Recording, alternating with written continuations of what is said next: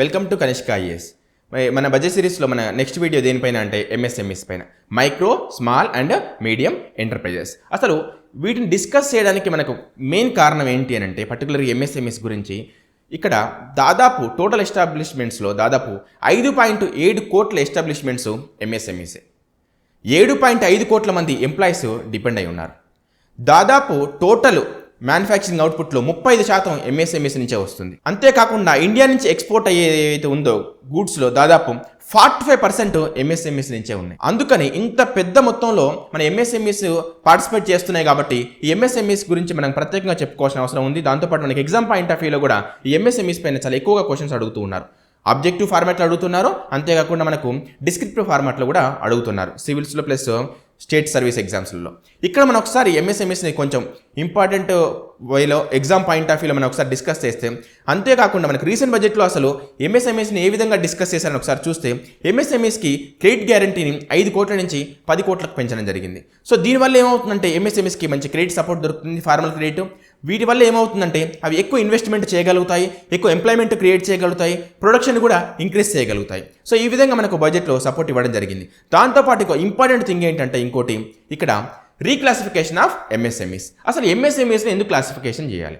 So ఇక్కడ అసలు ఎంఎస్ఎంఈస్ని classify చేయడం వల్ల వచ్చే లాభాలు ఏంటి? ఇక్కడ మనం ఒకసారి అబ్జర్వ్ చేస్తే వీటికి ఇచ్చే సపోర్టు వీటి క్లాసిఫికేషన్ మీద డిపెండ్ అయి ఉంటుంది. మైక్రోకి ఒక విధంగా సపోర్ట్ ఉంటుంది, అదేవిధంగా స్మాల్ ఇండస్ట్రీస్కి ఒక విధంగా సపోర్ట్ ఉంటుంది, అదేవిధంగా మీడియం ఇండస్ట్రీస్కి ఒక విధంగా సపోర్ట్ ఉంటుంది. సో అంతేకాకుండా గవర్నమెంట్ ఇన్సెంటివ్స్ ఏవైతే ఉన్నాయో అవి కూడా ఈ క్లాసిఫికేషన్ బేస్ చేసుకుని ఉంటాయి. సో అందుకని ఏం చేస్తుందంటే గవర్నమెంట్ కూడా ఈ micro, small and medium enterprises క్లాసిఫికేషన్ని మారుస్తూ ఉంటుంది. మనం 2025-26 బడ్జెట్ ఒకసారి అబ్జర్వ్ చేస్తే ఇక్కడ ఏం చేశారంటే ఈ క్లాసిఫికేషన్ని మళ్ళీ చేంజ్ చేశారు. సో ప్రీవియస్ క్లాసిఫికేషన్కి ఈ క్లాసిఫికేషన్ డిఫరెన్స్ ఏంది ఒకసారి చూస్తే క్లాసిఫై చేశారు ఈ బడ్జెట్లో. ఇక్కడ 2 విధాలుగా చేశారు. ఒకటి ఏంటంటే టర్న్ ఓవర్ని రీక్లాసిఫై చేశారు, అదేవిధంగా మనకు ఇన్వెస్ట్మెంట్ని కూడా రీక్లాసిఫై చేశారు. సో ఫస్ట్ మనం ఇన్వెస్ట్మెంట్ చూస్తే ఇంతకుముందు 1 కోటి రూపాయలు ఇన్వెస్ట్ చేస్తే దాన్ని మైక్రోగా క్లాసిఫై చేయడం జరిగింది. ఇప్పుడు దాన్ని 2.5 crores పెంచారు. స్మాల్ అయితే ఏం చేశారంటే దాన్ని 10 నుంచి 25 crores పెంచారు.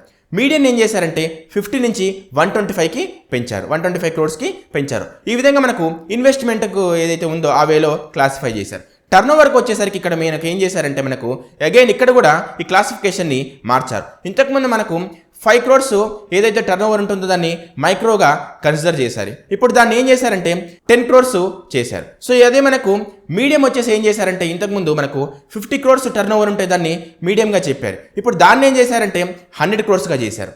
ఇంతకుముందు మనకు 250 crores ఉంటే దాన్ని మనకు మీడియంగా క్లాసిఫై చేయడం జరిగింది. ఇప్పుడు దాన్ని ఏం చేశారంటే 500 crores పెంచారు. సో ఈ విధంగా రీక్లాసిఫై చేయడం వల్ల ఏమైంది అంటే జనరల్గా వాటికి వచ్చే ఇన్వెస్ట్మెంట్స్ కానివ్వండి, దాంతోపాటు మనకి ఇక్కడ ఏంటి అంటే ఈ టర్న్ ఓవర్కి సంబంధించి కానివ్వండి ఈ ట్యాక్స్ స్లాబ్స్ మారుతాయి, గవర్నమెంట్ ఇన్సెంటివ్స్ కూడా మారుతాయి. సో ఈ విధంగా మనకు ఈ బడ్జెట్లో ఎంఎస్ఎంఈస్ని సపోర్ట్ చేయడం జరిగింది. ఏ విధంగా అంటే మనకు 5 crores నుంచి 10 crores మనకు క్రెడిట్ గ్యారెంటీని పెంచడం, అదేవిధంగా రీక్లాసిఫై చేయడం ద్వారా మనకి ఇక్కడ ఎంఎస్ఎంఈస్ని సపోర్ట్ చేయడం జరిగింది.